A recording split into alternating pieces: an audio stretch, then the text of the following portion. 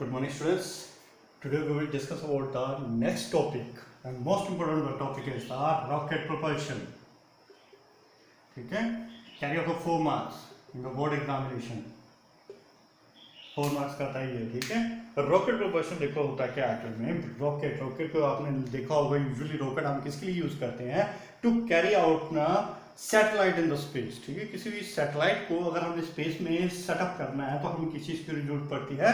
Rocket की जरूरत पड़ती है. हम क्या करते हैं, रॉकेट के अंदर उस सैटेलाइट को सेट कर देते हैं और उस रॉकेट को बर्न अप करके ऊपर स्पेस में भेजते हैं. ठीक है, ताकि हम सैटेलाइट को वहां पे सेटअप कर सकें. अच्छा, यहाँ पे जो रॉकेट प्रोपल्शन हम यूज कर रहे हैं, हम क्यों यूज कर रहे हैं? Because of the conservation of the linear momentum. क्योंकि हमारा जो रॉकेट है, ये जो रॉकेट है हमारा, this is also based on the principle of the law of conservation of linear momentum. इस लाइन को जरूर याद कर लेना. That was asked in the multiple choice question. Rocket propulsion is based on the principle of the law of conservation of linear momentum. Linear momentum के conservation के law पर depend करता है ये. ठीक है, तो जैसा कि हम लोगों को पता लग गया, यहाँ पे रॉकेट हम किसके लिए यूज करते हैं? To set up the satellite in the outer space. ठीक है, किसी भी मिशन के लिए अगर हम स्पेस में जाना है तो हम रॉकेट का ही यूज करते हैं. ठीक है, तो rocket is nothing but it is the system of the variable masses. ठीक है, यहाँ पे जो रॉकेट है हमारे पास, एक सिस्टम होता है.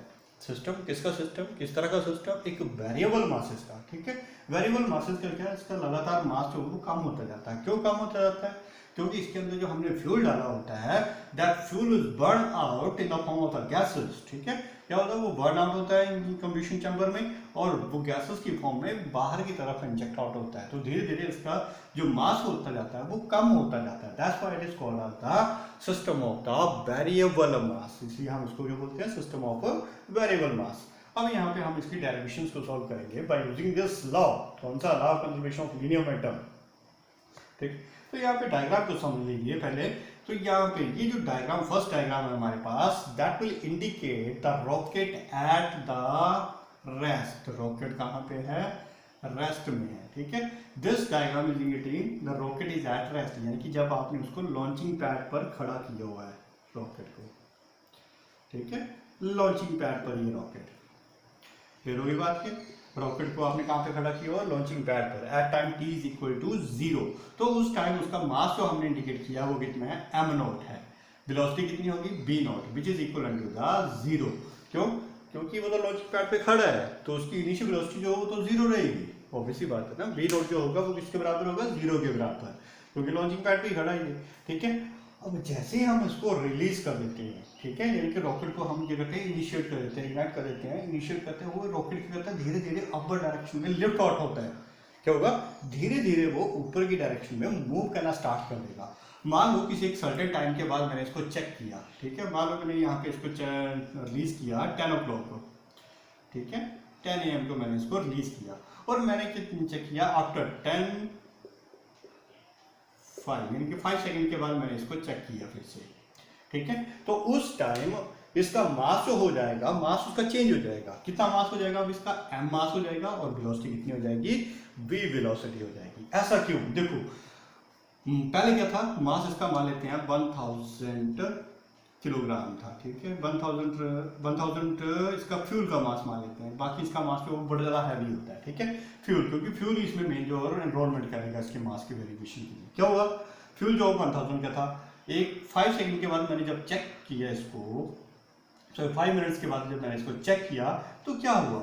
फ्यूल तो इसका बर्न आउट हो गया. मान लो 200 kg का फ्यूल जो बर्न आउट हो गया, 1 kg मान लेते हैं. ठीक है, 1000 किलोग्राम का फ्यूल था. 5 मिनट के बाद 200 किलोग्राम का फ्यूल एकदम से बर्न हो गया. तो ऑब्वियसली ये बॉडी क्या हो जाएगी? अब लाइटर हो जाएगी. अगर इसका टोटल मास मान लेते हैं, अगर 10,000 है तो 10,000 में 200 किलोग्राम क्या हो जाएगा? कम हो जाएगा. तो अब इसका मास जो वो कितना रह जाएगा? 9,000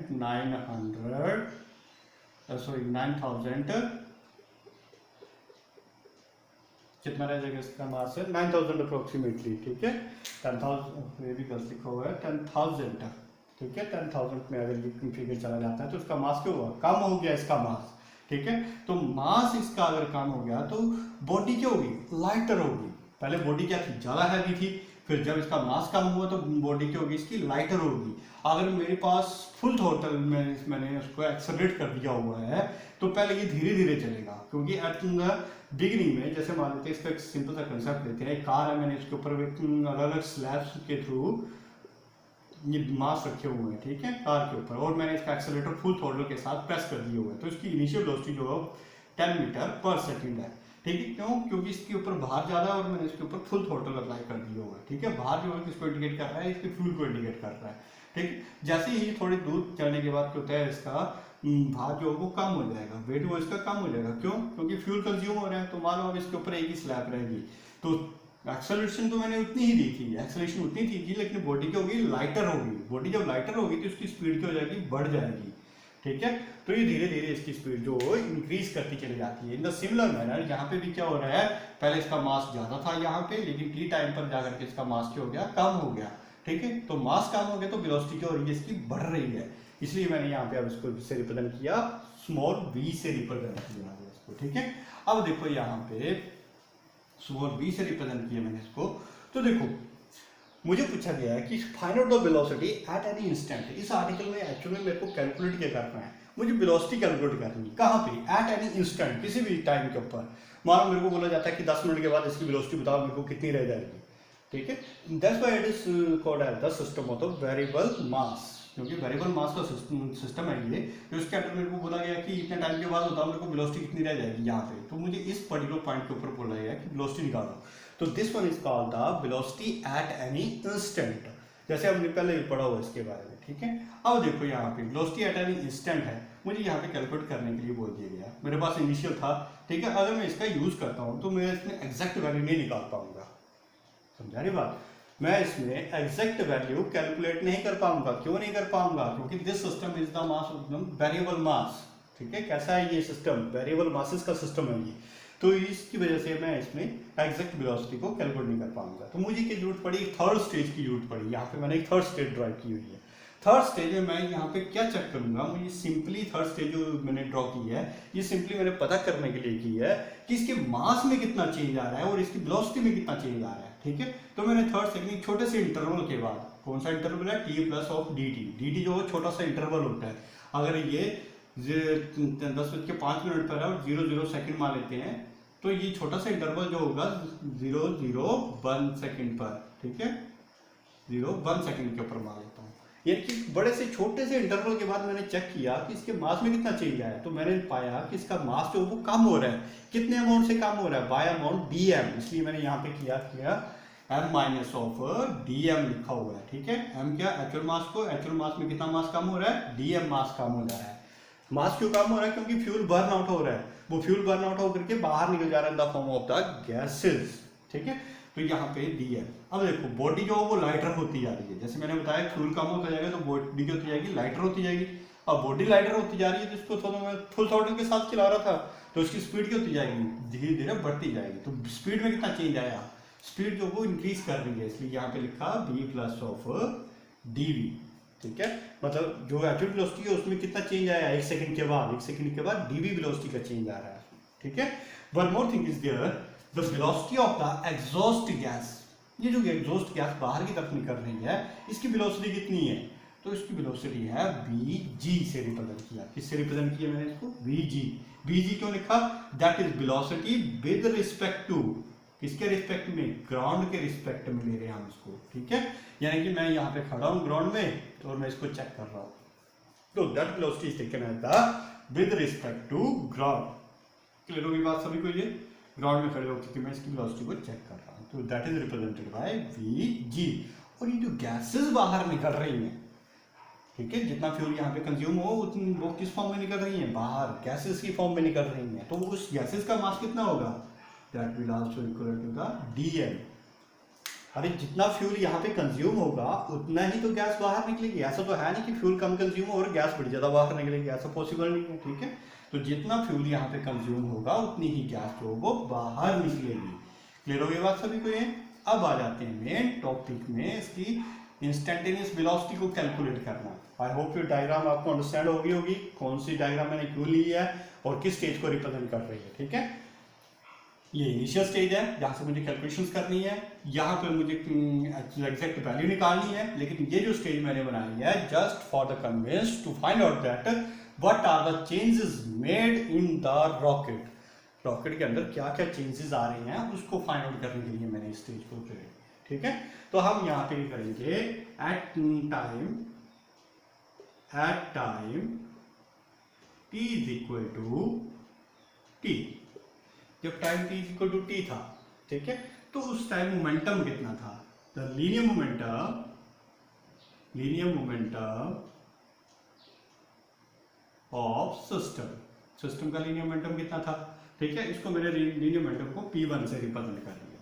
तो लीनियर मोमेंटम का फॉर्मूला क्या होता है? Mass into velocity. तो इस स्टेज पर t is equal to t time, इस स्टेज पर मास कितना है? Small m। वेलोसिटी देखो कितनी है? Small v। ठीक है, तो mass is the small m and velocity is the small v। Clear होगी बात ये? Similarly at time t is equal to t plus dt, जो मैंने थर्ड स्टेट क्रिएट की थी ताकि मुझे चेंजेस का पता चल सके क्या हुआ है, कितना चेंज हो रहा है। ठीक है, लीनियर मोमेंटम ऑफ सिस्टम का लीनियर मोमेंटम इस पॉइंट के ऊपर कितना हो जाएगा? इसको मैंने रिप्रेजेंट कर दिया किससे? P2 से। तो लीनियर मोमेंटम ऑफ सिस्टम किसके बराबर होता है? Mass into velocity. तो मास कितना है यहाँ पे रॉकेट का रह गया? m minus of dm। Velocity कितनी है? वेलोसिटी इंक्रीज कर रही है, कितनी लिखूंगा यहाँ पे? v plus of dv। Clear होगी बात ये? इसी तरह से एक और यहाँ पे सिस्टम इंक्लूड होगा, सिस्टम के अंदर एक और टर्म इंक्लूड होगी, क्या? The momentum of the gases. Gas भी तो इंजेक्ट आउट हो रही है। ठीक है, तो ये जो चेंजिंग के लिए मैंने जो स्टेज बनाई थी उसमें हम इस गैसेस के मोमेंटम को भी चेक करेंगे। ठीक है, तो गैसेस का मोमेंटम कितना बनेगा? मास इनटू वेलोसिटी। मास कितना है? dm। गैसेस का मास dm। वेलोसिटी कितनी है? bg with negative sign. अब यहाँ पे आप ये क्वेश्चन पूछोगे कि why it is taken as a negative sign. Negative sign क्यों लिया गया है? Because the rocket is going in upper direction whereas the gas is coming downward direction. ठीक है, गैस जो नीचे की तरफ जा रही है और रॉकेट ऊपर की तरफ, both are in the opposite directions. Clear होगी बात सभी को ये? या फिर इसको सिंपल वे में लेना है, जैसे हमने बोला था विद रिस्पेक्ट टू ग्राउंड ले लिया है, तो ग्राउंड के रिस्पेक्ट में अगर मैं लूंगा तो बीजी मुझे डाउनवर्ड डायरेक्शन में जाता हुआ नजर आ रहा है, तो मतलब ये ओरिजिन से नीचे की तरफ आ रहा है, इसलिए बीजी जो वैल्यू होती है नेगेटिव साइन दी जाती है। फिर वही बात ये, अब हम इसको थोड़ा सा अरेंज कर देते हैं। देखो m को b से मल्टीप्लाई कर दो, ओपन कर दो सारी की सारी ब्रैकेट को, m को dv से मल्टीप्लाई करो, m dv, dm को b से मल्टीप्लाई करो, minus of b dm, dm को dv से मल्टीप्लाई करो, माइनस ऑफ dm dv। फिर वही बात उसी तरह से माइनस साइन को यहाँ पे मैंने बाहर निकाल दिया और bg को पहले लिख दिया, कोई दिक्कत नहीं है इसको लिखने में। ठीक है, पर जो dm जो क्वांटिटी लिख रहे हैं ये चेंज नहीं करनी कि m मैंने बाद में लिख दिया और du बाद में लिख दिया। dm जो रिप्रेजेंट कर रहा है स्मॉलर अमाउंट को रिप्रेजेंट कर रहा है, dm dv dm। ठीक है, ये किसको रिप्रेजेंट कर रहा है? स्मॉलर अमाउंट को, इसको सेपरेट नहीं करना आप लोगों ने। क्लियर हो गई बात ये? अब देखो यहाँ पे since dm and dv is the smaller quantity, smaller है तो इन दोनों का प्रोडक्ट क्या हो जाएगा? और ज्यादा छोटा हो जाएगा, तो that will be equal to the zero. तो ये क्वांटिटी क्या हो जाएगी? जीरो के बराबर हो जाएगी। तो मेरे पास बची है क्वांटिटी mb प्लस mdv। ठीक है, अब इन दोनों क्वांटिटी में देखो dm dm कॉमन आ रहा है ना, तो इसको कॉमन निकालो तो माइनस माइनस साइन भी कॉमन आ रहा है, तो इसको मैं लिख देता हूँ ऐसे dm b plus of bg। ठीक है, दैट इज द इक्वेशन 2। इसको इक्वेशन 1 दे दो। अब देखो आपने दो अलग अलग स्टेज पर लीनियर मोमेंटम की वैल्यू निकाली, यहाँ पे भी निकाल ली और यहाँ पे भी निकाल ली। ठीक है, अब यहाँ पे हम किसका यूज करेंगे? Law of conservation of linear momentum. अब यहाँ पे इसका मेन एनरोलमेंट आता है किसका? Law of conservation of linear momentum का। ठीक है, अब देखो कैसे करेंगे। कंजर्वेशन ऑफ लीनियर मोमेंटम क्या बोलता है? That is the momentum at all the point will be same. Momentum जो है वो सेम ही रहेगा, तो P1 किसके बराबर होगा? P2 के बराबर होगा। तो P1 की वैल्यू कितनी है? क्या भी निकाली थी? mb। P2 की वैल्यू देखो कितनी निकाल रहे हैं हम? mb plus of mdv minus of dm b plus of vg। ठीक है, ये भी कैंसिल आउट हो जाएगी क्योंकि जब ये साइन इस तरफ आएगा तो ये नेगेटिव साइन लेगा, नेगेटिव साइन की वैल्यू कितनी हो जाएगी? 0। तो ये बचा मेरे पास M D V minus of D M B plus of V. Clear होगी बात। अब इसको अरेंज करके ले देते हैं, इसको उठा के इस तरफ लेके आऊँगा तो ये वैल्यू भी चेंज हो जाएगी, नेगेटिव जो पॉजिटिव बन जाएगा। तो इसको मैं ऐसे ले देता हूँ simply, m D v is equal to d M B plus of v g. Clear होगी बात ये, ठीक है। अब देखो यहाँ पे क्या हुआ, b plus B G velocity जो है, जैसे मान लेते हैं ये हमारी अर्थ है, रॉकेट यहाँ पे पहुंच गया हुआ है, अर्थ से बड़ी ज़्यादा दूर चला गया रॉकेट, ठीक है। अब इस अर्थ जो है, अर्थ में बड़ी ज़्यादा छोटी मान लेते हैं, ये अर्थ छोटी सी, ठीक है, और अर्थ के कंपैरिजन में रॉकेट जो बड़ी ज़्यादा दूर चला गया है, तो ये जो वेलोसिटी हम ले रहे थे b g, that was with respect to the ground. किसके रिस्पेक्ट में लिया था हमने इसको, ग्राउंड के रिस्पेक्ट में लिया था। बट यहाँ पे अब अर्थ तो रही नहीं, ग्राउंड तो रहा नहीं, रॉकेट जो बड़ी ज़्यादा दूर निकल गया है अर्थ से, ठीक है। तो ये तो इसको पॉइंट की तरह नजर आएगा। क्लियर होगी बात। अब जो हम ये वेलोसिटी लेंगे तो यहाँ पे क्या करेंगे हम लोग, इसको b plus of B G velocity, B G तो ऑब्वियसली बात है वो जीरो हो ही जाएगा, बचा क्या b, तो इसको हम रिप्लेस कर देंगे किससे, माइनस ऑफ u से, क्योंकि गैसेस तो आउटर स्पेस में भी बाहर की तरफ निकल रही होंगी, ठीक है। तो रॉकेट ऊपर की तरफ जा रहा है और गैसेस नीचे की तरफ जा रही है, तो इस गैसेस को मैंने u से रिप्लेस कर दिया और नेगेटिव साइन क्या इंडिकेट कर रहा है कि both are opposite to each other, ठीक है। तो ये सारा कॉन्सेप्ट हमने किससे रिप्लेस कर दिया, माइनस ऑफ u से रिप्लेस कर दिया इसको, ठीक है। किससे रिप्लेस किया, माइनस ऑफ u। तो इसको यहाँ पे सब्स्टिट्यूट कर दो, तो ये बन जाएगा m D v is equal to d, इसको पहले लिख देते हैं, कोई दिक्कत नहीं है क्योंकि सेपरेट कंसेप्ट है, minus of u d m, बस डी एम ही आपने छेड़ना क्योंकि ये जो आपके पास डेरिवेटिव को रिप्रेजेंट कर रहा है। तो यहाँ पे हमने निकालना क्या था, वेलोसिटी निकालनी थी, तो वेलोसिटी को इस तरह से लिखा मैंने, minus of u d m upon m, give that equation number 3। तो इस तरह से मैंने एक छोटा सा अमाउंट निकाल दिया, मतलब इस पूरे के पूरे सिस्टम में जो छोटा सा चेंज आ रहा है, वेलोसिटी में जो चेंज आ रहा है वो ये है चेंज, समझा रही बात है। यानी कि एक छोटे से इंटरवल में जो वेलोसिटी में चेंज आया वो इतना आ रहा है चेंज। अब आप लोगों को पता है कि अगर हमारे पास एक छोटे से इंस्टेंट के ऊपर की वैल्यू बड़ी होती है, ठीक है, जो हम उसको इंटीग्रेट करके लार्जर वैल्यू कैलकुलेट कर सकते हैं। जैसे हमने इंटीग्रेशन और डेरिवेशन के चैप्टर में किया हुआ था, इंटीग्रेशन का मतलब क्या होता है, छोटी छोटी वैल्यूज को इकट्ठा करके बड़ी वैल्यू की वैल्यू कैलकुलेट करना, ठीक है। तो ये देखो मैंने छोटा सा अमाउंट निकाल दिया, जब मेरे पास छोटा सा अमाउंट पड़ा है, किसी एक पर्टिकुलर इंस्टेंट की वैल्यू पड़ी है, तो I can calculate the velocity at any instant, किसी भी इंस्टेंट के ऊपर अब मैं वेलोसिटी को कैलकुलेट कर सकता हूँ। कैसे करूँगा calculate, by simply using the integration method. किसका यूज करके, इंटीग्रेशन मेथड। देखो यहाँ पे at time t is equal to 0, integration के लिए लिमिट भी तो चाहिए मेरे को कि कहाँ से कहाँ तक मुझे वो वेलोसिटी कैलकुलेट करने के लिए बोली गई है, इसलिए मैं यहाँ पे लिमिट की वैल्यू सब्स्टिट्यूट कर रहा हूँ। जब टाइम t 0 था तो मास कितना था इसका, मास था m0, t0 मास m0, और वेलोसिटी कितनी थी v0, समझाइए बात। और मुझे यहाँ पे निकालनी थी instantaneous velocity, t is equal to t के ऊपर मास कितना हो गया m के बराबर, वेलोसिटी कितनी होगी v के बराबर। तो दीज आर द लिमिट्स, ठीक है। और नाउ इंटीग्रेटिंग इक्वेशन 3, ये जो इक्वेशन 3 है इसको इंटीग्रेट कर दो तो we will get the instantaneous velocity. तो देखो यहाँ पे कैसे बनेगी, integration of dv is equal to integration of minus of u dm upon n। Limit देखो, लिमिट को डिसाइड करेंगे, स्मॉलर अमाउंट, स्मॉलर अमाउंट किसका है dv, वेलोसिटी का स्मॉलर अमाउंट। तो वेलोसिटी देखो इनिशियल कितनी थी v0, तो लोअर लिमिट आई मेरे पास v0, फाइनल वेलोसिटी कहाँ पे निकालनी मुझे v, ये है फाइनल, ठीक है। यहाँ पे स्मॉलर अमाउंट किसका है dm, मास का स्मॉलर अमाउंट है, तो लिमिट किसकी लगेगी, मास की। इनिशियल मास कितना था इसका m0, फाइनल मास कितना है इसका m, ठीक है। तो इस तरीके से मैंने यहाँ पे लिमिट को सब्स्टिट्यूट कर दिया, ठीक है। तो ये सारा जो कंसेप्ट है बेसिक है आपका, जो आपने अगर डेरिवेटिव और इंटीग्रेशन किए होंगे अच्छे से तो आप लोगों को यहाँ पे कोई प्रॉब्लम नहीं आएगी। इंटीग्रेशन ऑफ या तो इंटीग्रेशन ऑफ 1 dx किसके बराबर होता था, x के बराबर, तो यहाँ पे इंटीग्रेशन ऑफ 1 dv है तो सिंपल किसके बराबर हो जाएगा, v के बराबर।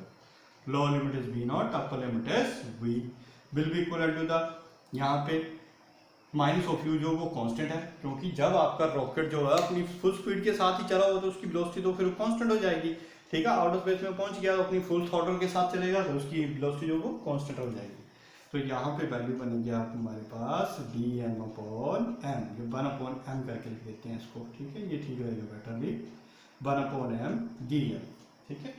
अब देखो इसमें लिमिट सब्स्टिट्यूट करनी है, upper limit minus of lower limit, ये वही कंसेप्ट है जो हमने 0 चैप्टर में किया हुआ था, आई थिंक 0 चैप्टर बस फर्स्ट चैप्टर में किया हुआ था, ठीक है। तो उस चीज़ को देख लेना एक बार फिर से, क्योंकि यहाँ पे ये बड़ी ज़्यादा जरूरी है।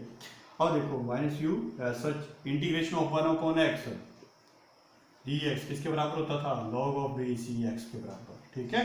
तो यहाँ पे इंटीग्रेशन ऑफ 1/m dm है, तो ये बन जाएगा log of base E m के बराबर, साथ में लिमिट इसकी यहाँ पे लिमिट आएगी m0 m, तो यहाँ पे lower limit m0 upper limit m। अब इसमें भी हम लिमिट को सब्स्टिट्यूट कर देते हैं, तो b minus of b0 is equal to minus of u, upper limit log of m, पहले अपर लिमिट डाली इस केस में, अब लोअर लिमिट डालेंगे यहाँ पे माइनस ऑफ बेसी log ऑफ बेसी m0, फिर बात, ठीक है। अब आ जाते हैं हम लोग आगे प्रोसीड करते हैं। तो यहाँ पे देखो अब क्या करेंगे, नेगेटिव साइन को अंदर ले जाते हैं, तो b minus of b0 is equal to u, negative sign को जब अंदर लेके गए तो ये नेगेटिव वाली टर्म पॉजिटिव में चली जाएगी और पॉजिटिव वाली टर्म नेगेटिव में चली जाएगी, तो ये बन जाएगा log ऑफ बेसी m0 minus of log of बेसी m, तो यहाँ पे अब बन जाएगी b minus of b0 u, log of बेसी m0 अपॉन m, ऐसा क्यों, एक फॉर्मूला हमने किया था लॉगरिथमिक के केस में, log m minus of log n किसके बराबर होता है, log m अपॉन n के इक्वलेंट होता है ये, ठीक है। तो यहाँ पे बन जाएगा m0 अपॉन m। अब देखो स्टार्टिंग में हमने ये बोल दिया हुआ था कि b0 जो है एक कहाँ पर खड़ा है रॉकेट, लॉन्चिंग पैड पर, तो b0 किसके बराबर था, 0 के बराबर था, तो b0 इज इक्वल टू 0, तो हमारे पास बचा b is equal to u log of base e m0 upon m, तो that is the velocity of the rocket at any instant, किसी भी इंस्टेंट के ऊपर आप वेलोसिटी कैलकुलेट कर सकते हो रॉकेट की by using this simple formula, ठीक है। क्या क्या चाहिए आपको, एक तो उसकी फुल वेलोसिटी कितनी होती है, कितनी वेलोसिटी के साथ वो एग्जॉस्ट स्पीड को बाहर फेंकेगा, ठीक है।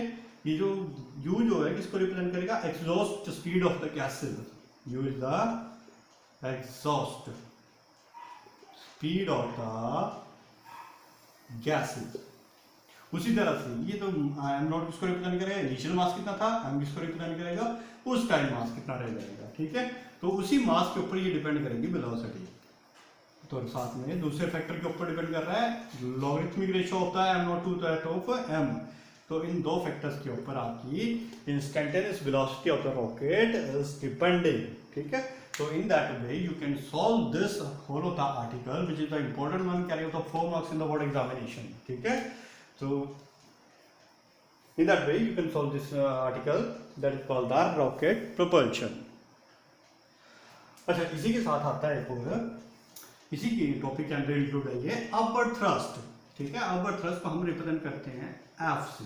अपवर्ड थ्रस्ट का क्या मतलब है कि ऊपर जाने के लिए इसको कितनी फोर्स मिल रही है, ठीक है। ये फोर्स जो होगा कौन कौन से पैरामीटर के ऊपर डिपेंड करेगी, ठीक है। कितनी अपवर्ड थ्रस्ट मिल रही है, थ्रस्ट मतलब इसको फोर्स कितनी मिल रही है, रॉकेट जैसे ऊपर की तरफ जाता है तो ऑब्वियसली उसको फोर्स मिल रही है, ठीक है। किसी न किसी फोर्स की वजह से वो ऊपर की तरफ जा रहा है, लिफ्ट आउट हो रहा है, अदरवाइज तो ऐसे वो लिफ्ट आउट नहीं कर सकता ये, ठीक है। तो कितनी फोर्स यहाँ पे मिलेगी, तो यहाँ पे हम इक्वेशन का यूज करेंगे to find out that force, force की वैल्यू निकालनी है हमें, तो कौन सी इक्वेशन का यूज करेंगे, dB is equal to minus of u dm upon m equation, equation number 3, ठीक है। कौन सी थी, इक्वेशन 3 जो हमने लिखी थी, ठीक है। तो यहाँ पे देखो मुझे फोर्स बनानी है, तो फोर्स कैसे बनाऊंगा, फोर्स का तो फॉर्मूला ये होता है मास इनटू एक्सेलरेशन, देखो मास है मेरे पास पड़ा हुआ है, एक्सेलरेशन बनानी है, तो एक्सेलरेशन का फॉर्मूला जो होता है वो होता है dv अपॉन dt। अरे वाह, dv तो मेरे पास यहाँ पे बड़ा हुआ है, तो मुझे चाहिए क्या, सिंपली dt चाहिए एक, तो dt कैसे लाऊंगा मैं, डिवाइड कर दो दोनों तरफ सिंपली से, ठीक है। Dividing both side by dt, simple सी बात है, ठीक है। तो फिजिक्स में आपकी इतनी ज़्यादा टफ नहीं है, तो सिंपली आपको क्या करना होता है कि आपने जो बेसिक्स होती हैं उन बेसिक्स को आप अगर दिमाग में पड़े हुए हैं उन बेसिक अंडरस्टैंडिंग को कर करके आप लोग इसको आराम से बड़े आर्टिकल को सॉल्व कर सकते हो, ठीक है। तो यहाँ पे ऑब्वियस सी बात है, मुझे फोर्स बनानी थी, फोर्स के लिए मेरे पास अवेलेबल क्वांटिटी क्या क्या होनी चाहिए थी, मास और एक्सेलरेशन होना चाहिए था, मास पढ़ा है, एक्सेलरेशन का फॉर्मूला मेरे को पता है dv अपॉन dt है, तो ये dv पढ़ा है, तो dt तो था नहीं, तो मुझे dt से डिवाइड करना पड़ा, तो मैंने यहाँ पे dt से दोनों तरफ डिवाइड किया, एक तरफ नहीं कर सकते हम लोग, that is the against the rules of the mathematics, ठीक है। तो यहाँ पे अगर ये इस तरफ डिवाइड कर रहे हैं तो इस तरफ भी करना पड़ेगा, minus of u upon dm, तो dm upon dt। Rate of change of velocity per unit time, rate of change of velocity per unit time किसकी इक्विवेलेंट आ गया, एक्सेलरेशन के equivalent, minus of u upon m dm upon dt। तो m को उठाओ इस तरफ ले आओ, मल्टीप्लाई हो जाएगा इसके साथ, minus of u dm upon dt। Mass into acceleration, mass into acceleration किसके बराबर हो गया, फोर्स के बराबर, minus of u dm upon dt। तो that is the upward thrust on the rocket. Clear हुई बात। इतनी फोर्स के साथ रॉकेट जो वो ऊपर की तरफ जाएगा, ठीक है, तो किसके ऊपर डिपेंड कर रहा है, तो एग्जॉस्ट स्पीड कितनी है उस इंजन की, कितना फास्ट इंजन जो है उस गैसेस को नीचे की तरफ फेंक रहा है, साथ साथ में कितने वो जो इंजन जो है 1 यूनिट टाइम के अंदर कितने मास को कंज्यूम कर रहा है, जितना ज्यादा मास को कंज्यूम करेगा 1 यूनिट टाइम के अंदर उस इंजन की पावर उतनी ही ज्यादा स्ट्रांग होगी। जैसे मान लो मेरे पास 2 इंजन है ये, ठीक है, ये 2 इंजन मान लेता हूं मैं, ठीक है। एक जो है 1 सेकंड के अंदर 1000 किलोग्राम फ्यूल कंज्यूम कर दे रहा है और दूसरा 1 सेकंड के अंदर 500 किलोग्राम फ्यूल कंज्यूम कर रहा है, ठीक है। मास पर यूनिट टाइम, मास पर यूनिट टाइम 1 सेकंड के अंदर 1000 किलोग्राम मास कंज्यूम कर रहा है, तो ऑब्वियसली ये जो थ्रस्ट पैदा करेगा वो ज्यादा होगी, यानी कि बड़ी ज्यादा स्पीड के साथ गैसेस को नीचे की तरफ भेजेगा। जब गैसेस नीचे की तरफ जाएगी तो उसको अपवर्ड थ्रस्ट भी ज्यादा मिलेगी, ठीक है। और यहाँ पे ये लोअर स्पीड के साथ गैसेस को नीचे की तरफ भेजेगा तो उसको अपवर्ड थ्रस्ट भी कम मिलेगी, less in comparison to the this one, ठीक है। So this one is the upward thrust of the rocket, ठीक है। सिमिलरली एक और आपके इसमें टॉपिक आता है burn out speed of the rocket. Burn out speed of the rocket का मतलब होता है कि जब आपका, पहले लिख देते हैं इसमें, burn out speed of rocket. Burn out speed of rocket का मतलब क्या हुआ कि जब आपका रॉकेट जो है अपने पूरे के पूरे फ्यूल को कंज्यूम कर देगा, खाली हो जाएगा एकदम से, ठीक है, तो उस टाइम उसकी स्पीड कितनी होगी। जैसा कि हमें पता है वेलोसिटी एट एनी इंस्टेंट किसके ऊपर डिपेंड करती है, ठीक है, u log of v is e m naught to that of m, ठीक है। m जो है किसको रिप्रेजेंट कर रहा है, वेलोसिटी एट एन इंस्टेंट, और उस इंस्टेंट के ऊपर तो वेलोसिटी मास जो खत्म हो गया, उसका मतलब mass of the body will be equal to the mass of the container. अरे समझिए इस बात को, इस इंस्टेंट के ऊपर मास कितना था, m था, लेकिन जब वो पूरे पूरे फ्यूल को अपने कंज्यूम खत्म कर देगा तो इसका जो बॉडी का मास बचा वो किसके बराबर बचेगा, जो कंटेनर होगा, जो आपका रॉकेट का कंटेनर है उसके बराबर होगा, ठीक है। So this can be written as b is equal to u log of v e m naught to that of mc, that is the burnt out speed of the rocket when whole of the fuel is consumed by the rocket। Clear हुई बात। तो this one is all about the rocket propulsion.